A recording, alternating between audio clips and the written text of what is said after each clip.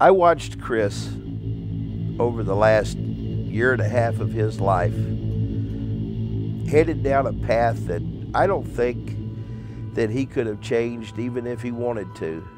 Every one of my friends that's gone to America in our profession has either come back in a box, in a wheelchair, or they've come back drug addicts. You see things like this, you say, guys, some guys are not thinking right in life, are they? These are gang hieroglyphics, and I think probably drugs involved. Yeah, and you can decide at a young age.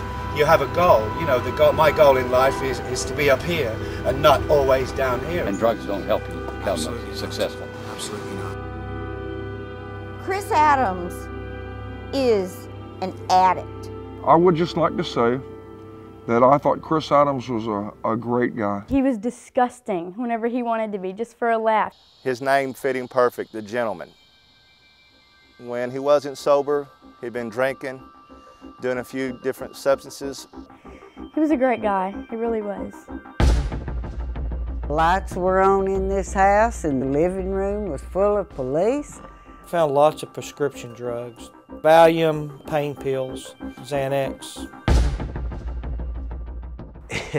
If he put his mind to something, that he was going to make it, he was going to be famous. He had a magnetic personality. Everyone that met him liked him, really. It wasn't just the British accent. The girls loved that. I loved Chris Adams. Oh gosh, the second I seen him, I was like, oh, and his accent's just like totally. There were tremendous bouts, drawing 40,000 or more at Texas Stadium, filling the Cotton Bowl.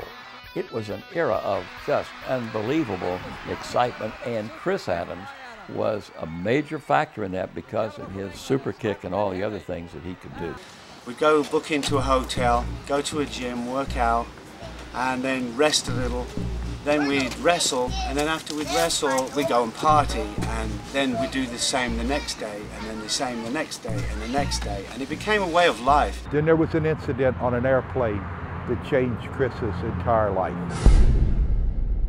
The confrontation with Chris actually came when they decided he had had enough to drink and they tried to cut him off, no more drinking. His eyes would kind of bug out and he'd get red in the face and you could see blood veins and vessels on his head and he would just look like he was going to explode.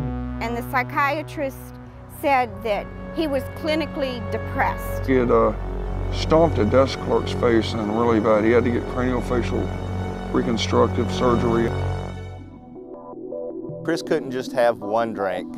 He had to drink till it was all gone. Whether it was wrestling, partying, whatever he did, he didn't stop low level. He went all the way to the top. These type of people gravitate to stars and they supply drugs, they supply alcohol, they supply prostitutes.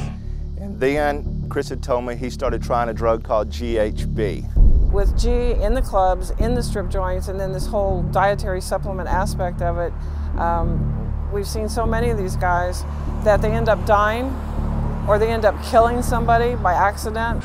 Yeah, he loved it. He loved it. When you're constantly putting these substances in yourself, you know, you're going to do crazy, stupid things.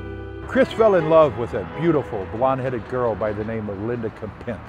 It was the happiest I'd seen Chris in many years. Some friends of mine that had known her, I guess dated her for a little while off and on, they found out she was working at a strip club.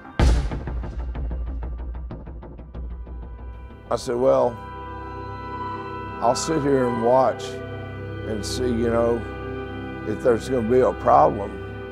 And there was a problem. I can't believe that you're saying this, that he murdered her. The phone rang and it was Chris, and Chris was just screaming. He made it his business to cut our legs out right from under us. Now, if you don't stay out of my business and quit messing with me, you're gonna end up just like Linda. And this detective became very interested in this recording. Mr. Chris Adams was indicted on one count of manslaughter. And people do get the wrong idea, like that we're girl chasing wrestling stars or we're good time chasing wrestling stars or whatever. But like I say, over the last few years, a reality is set in, and I really believe that Life is all about our children, it's all about our family. He was always talking about wanting to change for the better, wanting to quit drinking and wanting to live right and just live for the family. And I saw more of that after he became a Christian. And I reached my hand up towards him and just said Jesus, and the power of God picked that man up and threw him against the wall. He got up and shook his head. He said, "What was that?" And I said, "It was the love of God." And come on now. Nobody would work him wrestling.